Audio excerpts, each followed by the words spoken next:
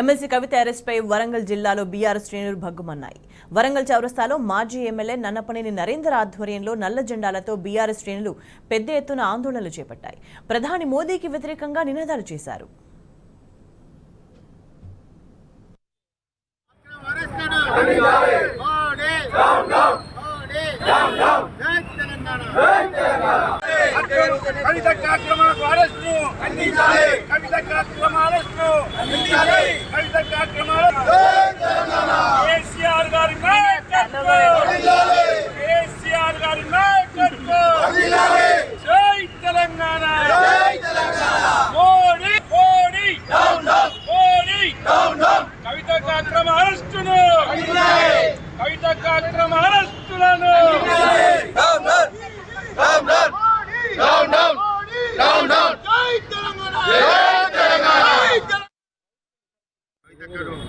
ED నిన్న arrest చేయడం అనేది ఇవాళ స్త్రీ లోకానికే ఇవాళ అన్యాయం చేసినటువంటి ప్రక్రియ.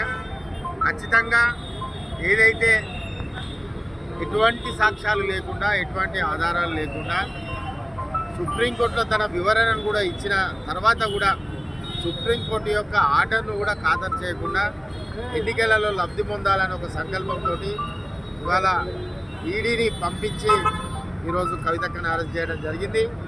మీకు చిత్తశుద్ధి ఉంటే దానిపై ప్రజలకు వెళ్ళి సవివరంగా ప్రజలకు చెప్పండి. మీరు ఎట్లాగూ చెప్పరు, మేము ఖచ్చితంగా ప్రజలకు దాన్ని వివరించి చెప్తాము. ఇదే కాకుండా కాంగ్రెస్ పార్టీ కూడా ఈరోజు నాయకులను బెదిరించి కార్యకర్తలను బెదిరించి వాళ్ళ పార్టీలో చేర్చుకుంటున్నారు. మీరు నాయకులను కార్యకర్తలను బెదిరించి చేర్చుకుంటారు కావచ్చు, నికాస్ అనేటువంటి కార్యకర్తలు కానీ నాయకులు కానీ ఎక్కడ బెదిరారు అదరారు.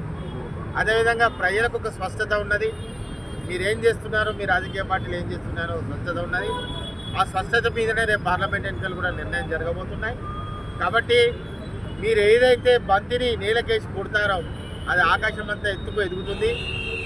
ఆ ఒక్క ఉదాహరణ బీఆర్ఎస్ పార్టీ కూడా ఖచ్చితంగా రేపు పార్టీ లీడ్ తీసుకొని మీరు చేసే అన్యాయాన్ని గడప గడపకు చెప్తాం.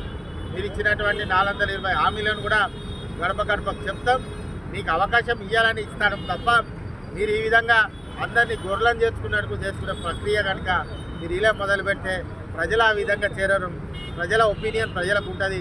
ఖచ్చితంగా ఒక సరైన నిర్ణయం సమయంలో అది మీకు ఏ విధమైనటువంటి బుద్ధి చెప్పాలన్నది కూడా చెప్తారు. అదేవిధంగా అధికారం ఎవరికి శాశ్వతం కాదు, ప్రజల నిర్ణయాన్ని కట్టుబడే ప్రజాప్రతినిధులు పనిచేయాల్సి ఉంటుంది.